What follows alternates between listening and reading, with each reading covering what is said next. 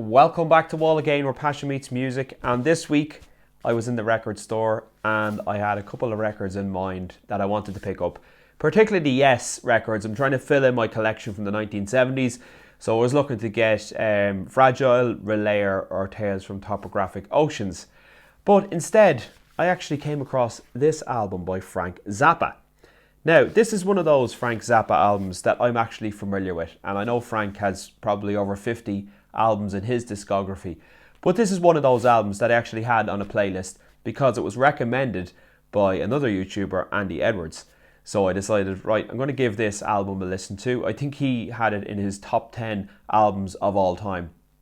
So I decided, right, I'm sticking it on the playlist and I'm going to listen to this one through, see what I think. This is about a year ago, and I have to say I've really enjoyed this album. It's a double album, so I always had in my head, if I saw this album, I was going to go pick it up. Because it was a double album, the price was always going to be more expensive than a single album. So it actually ended up being €25 for the double vinyl, but it's an original pressing from 1979, and I think it's worth it because if you break it down, it's working at about €12 per vinyl disc, so I think that's quite good. It's an amazing cover, and of course it's got a great name. So Sheik Yerbouti, or Sheik Yerbouti, whatever way you want to say it, but essentially it's Frank just taking the piss, and he's there in a full-on Arab sheikh costume, and then on the back he's smoking a joint. So there you go, that's typical Frank Zappa style there.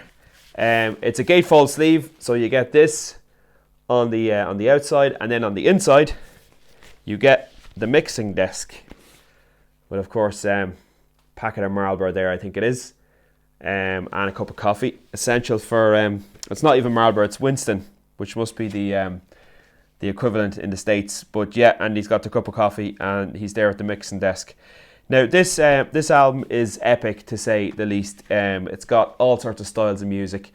I've only listened to a bit of one of the discs, so I need to clean up the rest and get it on the turntable and give it a proper listen to. But as I said, it's a long album, it's a double album, so it's going to take a while to get through this one a number of times. So just run through some of the personnel on the album. So obviously Frank Zappa on lead guitar and vocals. We've got Adrian Belew on rhythm guitar and vocals, Tommy Mars on keyboards and vocals, Peter Wolf on keyboards and Butter, there you go. Patrick O'Hearn, sounds Irish, on bass and vocals, Terry Bozzio on drums, brilliant, Ed Mann on percussion, David Octor on clarinet, and we have then background vocals from Napoleon M. Bronk, Andre Lewis, Randy Thornton and Davey Moore. So good lineup there. Probably not Frank's strongest, but certainly one of his best. Produced by Frank Zappa as always. All selections except Rubber Shirt composed by Frank Zappa, and Rubber Shirt attributed to Zappa, Bozzio and O'Hearn. Lots of information then about the engineers, etc. It was recorded at the Village Recorder Studio, and it was mastered by Bob Ludwig. Art director John Williams. Cover photo Lynn Goldsmith. Inside photo Gail Zappa. And it was, as I said, 1979 for Frank Zappa Music, his own record label. So we have 4 sides of music on this one, and you have the track listing on the inside there. So we have side 1 with I Have Been in You, Flakes, Broken Hearts Are for Assholes, and I'm So Cute. We've got disc 2 with Jones Crusher, Whatever Happened to All the Fun in the World, Rat to Mango, We've Got to Get Into Something Real, Bobby Brown, which is a great one, Rubber Shirt, and the Sheik Yerbouti Tango.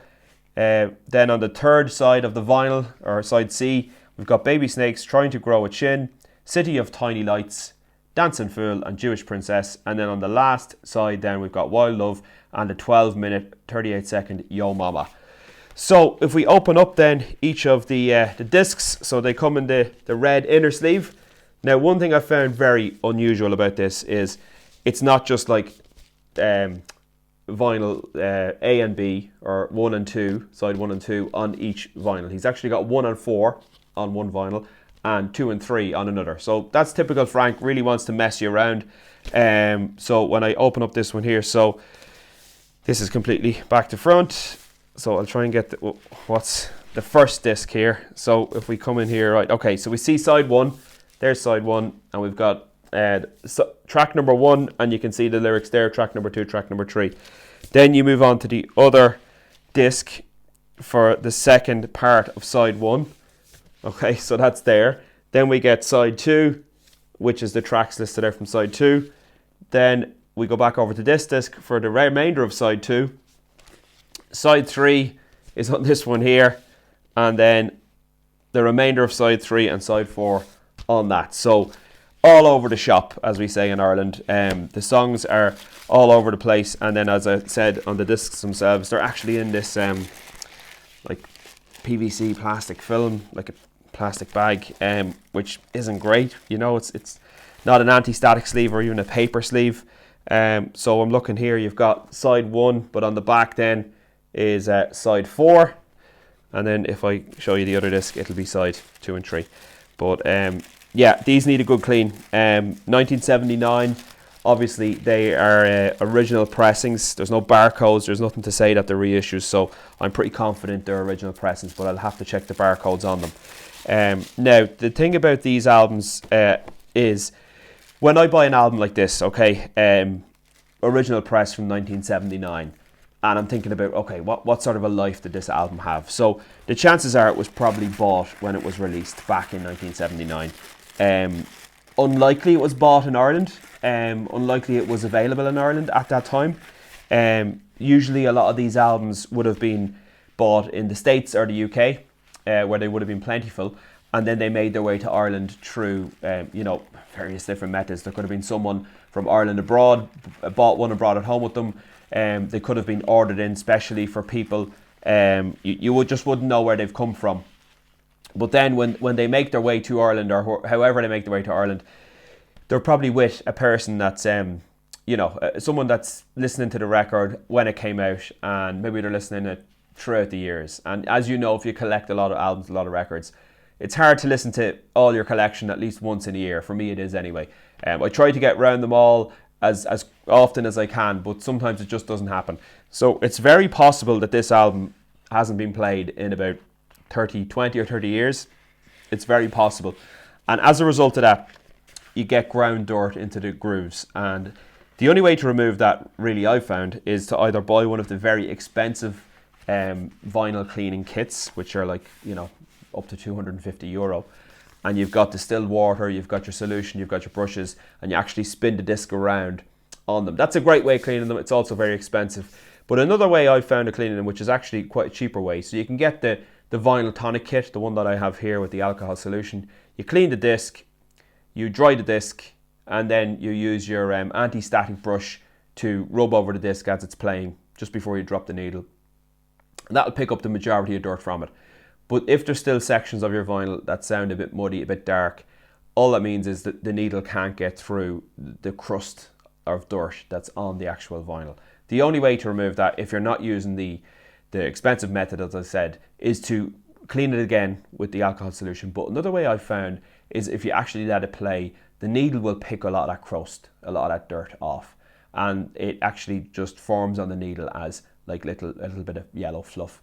And you can then lift the needle off and clean it off. Now, I've bought some records over the last few months that have had this problem. Records that were original pressings from the 1970s and 1980s. And they've had this issue. They probably haven't been played in about 20 or 30 years. And it's just a ground layer of dirt on them.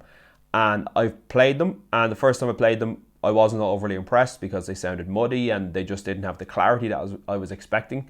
But through playing them over and over again, the needle actually managed to scour a lot of that dirt off. And now when I play them, they're absolutely perfect. So I've played the first few songs on this album, and I found this album does have that issue. But I'm hoping, like a lot of the other albums I bought, I'll be able to overcome that issue by just playing it continuously and repeatedly, and the needle will eventually take that layer of crust off, and I'll be able to work with it. If not, I might need to consider shelling out for the actual vinyl cleaning machine. But I would love to hear from the vinyl collectors out there. If you've experienced this problem with vinyl records that are 30, 40, 50 years old, when you buy them, is there issues with muddiness or with dirt on the records, and how do you clean them? How do you get the best out of your records? I would love to hear from you in the comments below. If you could also let me know if you're a fan of Frank Zappa. If you think this is one of his best albums, please let me know. Sheik Yerbouti. I think it's amazing. I'm really looking forward to going on the journey now of diving into Frank's catalogue to see what else he's got, because one thing I've heard about Frank Zappa is he doesn't fit into any genre. He's just like, his music is all over the place stylistically, and very original. So I'm looking forward to diving into the catalogue, but let me know in the comments below what your favourite Frank Zappa is, your favourite album, and let me know where you rank this one in his catalogue. So that's all for this video. If you liked the video, stick a like on it, and if you haven't already subscribed to my channel, what are you waiting for? You need to subscribe. Please hit that subscribe button, and I will talk to you on the next one. Bye for now.